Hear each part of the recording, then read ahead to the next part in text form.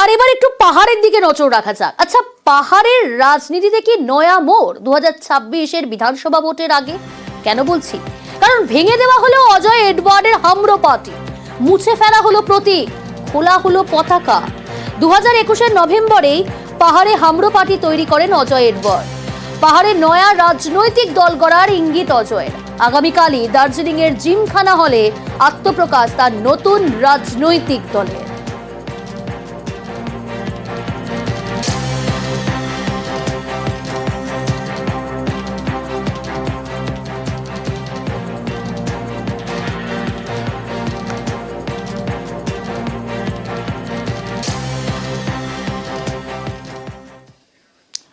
আমডাঙ্গা তৃণমূল নেতার দেহ উদ্ধার কোথায়? মন্দারমণি হোটেলে।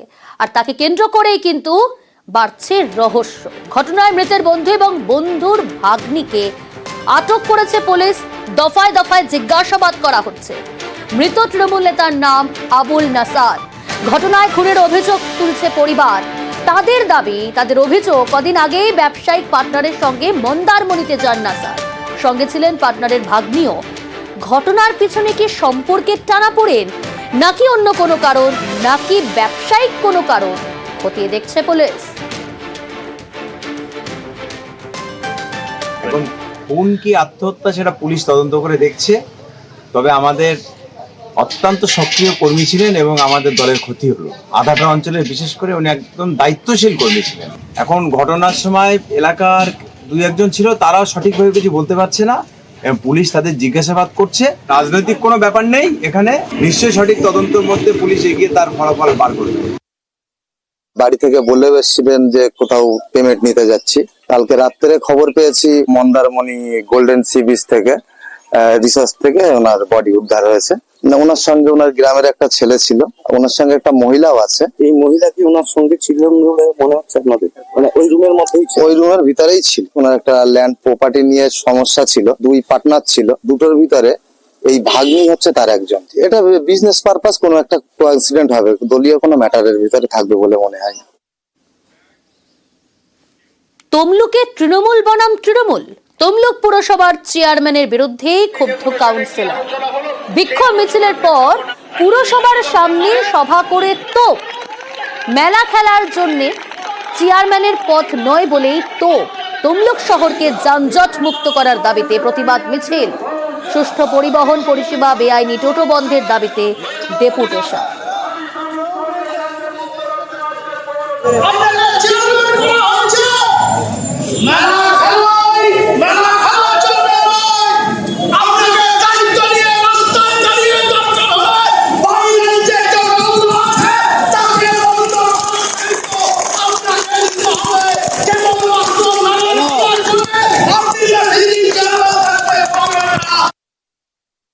ডেপুটেশনের কথা মতো আমরা এটা সিদ্ধান্ত নিয়েছি। আমরা এসডিও এসডিপির সঙ্গে বসবো, ডিএসপি ট্রাফিকের সঙ্গে বসবো। ওদের কথা মতো আমরা বাইরের টোটোকে এখানে অ্যালাউ করবো না। তমলুকের মানুষের সঙ্গে আমরা রয়েছি। আগে অন্য দল করতেন, এখন সুযোগ বুঝে রুলিং পার্টির মধ্যে ঢুকে পড়েছেন এবং তারাই বেশি বড় বড় কথা বলছেন। তমলুক শহর আজকে অবরুদ্ধ।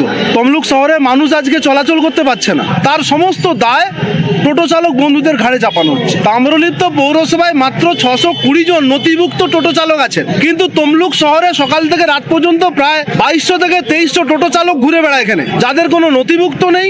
নথিভুক্ত টোটো চালক বন্ধু ছাড়া যেন তমলুক শহরে কেউ না টোটো চালাতে পারে, তার দায় যাতে পৌরসভা নেয়।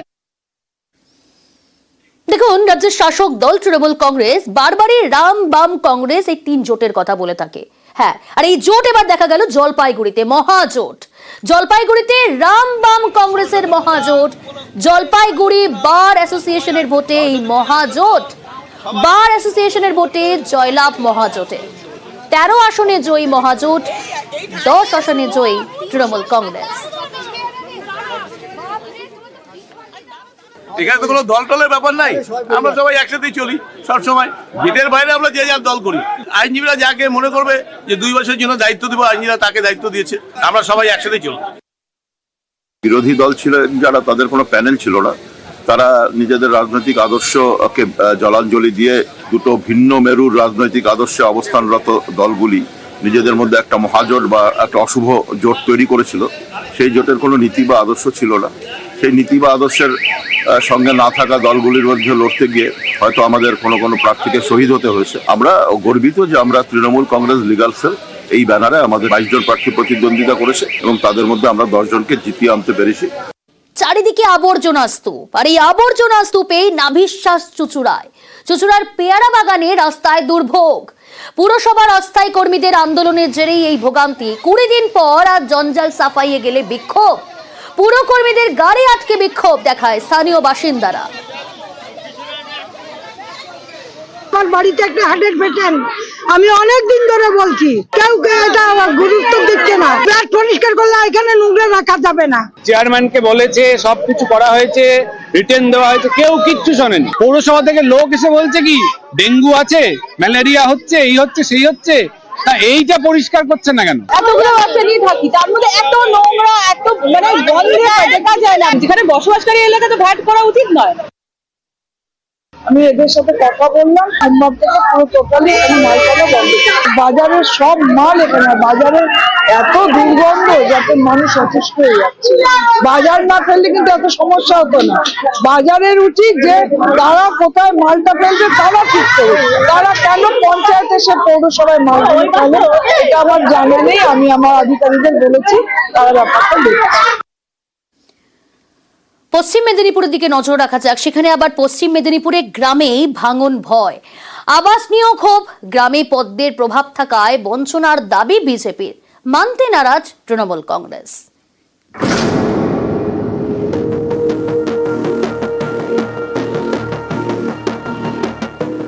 মেদিনীপুর সদরের চাঁদড়া গ্রাম পঞ্চায়েতের অন্তর্গত ধোজিধরা এ গ্রামের গা ঘেঁষে বয়ে গিয়েছে কংসাবতী নদী। অভিযোগ, দীর্ঘদিন ধরেই ধোজিধরা ভাঙন সমস্যায় জর্জরিত। ফি বছর নদীগর্ভে চলে যায় বসতবাড়ি, জমি জমা, কিন্তু বারবার প্রশাসনকে জানিয়েও সুরাহা হয়নি বলে অভিযোগ। একই সঙ্গে এ গ্রামে আবাস নিয়ে ক্ষোভ। গ্রামের একজনেরও নাম আবাসের তালিকায় ওঠেনি বলে দাবি। বছর বছর আসছে, দেখেন নেতারা দেখে চলে যাচ্ছে, কিন্তু করে দিচ্ছে না কিছু।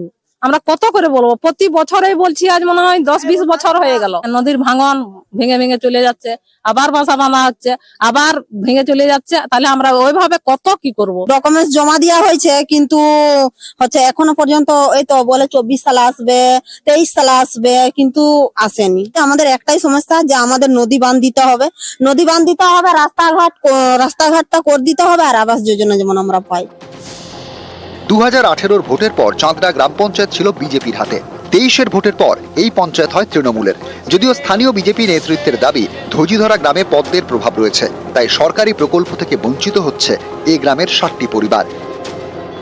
কোনো সরকার পদক্ষেপ নিচ্ছেনি, যা নদী বাঁধা হবে না, ঘরগুলাকে ঘর দিলে এরা একটু সুরক্ষায় থাকবে, বা রাস্তাঘাট তো একদম বেহাল। আমাদের এখানে কোনো রাস্তাঘাটের কোনো প্রযোজ্যই নেই। প্রথম হচ্ছে ঘর, দ্বিতীয় হচ্ছে বাঁধটা অবশ্যই বাঁধতেই হবে। যদি না বাঁধটা আমরা বাঁধে দিতে পারি, এই পরিবারগুলো থাকার জায়গা একদমই নিশ্চিত নেই।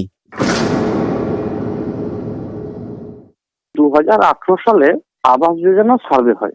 সেই সময় চাঁদড়া গ্রাম পঞ্চায়েতের বিজেপির বোর্ড ছিল, প্রধান ছিল শিলা মাহাতো। তো যদি বিজেপির লোক বলে যে আমরা কেন আবাস যোজনা থেকে বাদ দেওয়া হলো, তো শিলা মাহাতো বলতে পারবে সম্পূর্ণ মিথ্যা মনে করি। পশ্চিম মেদিনীপুর থেকে শোভন দাস, নিউজ 18 বাংলা।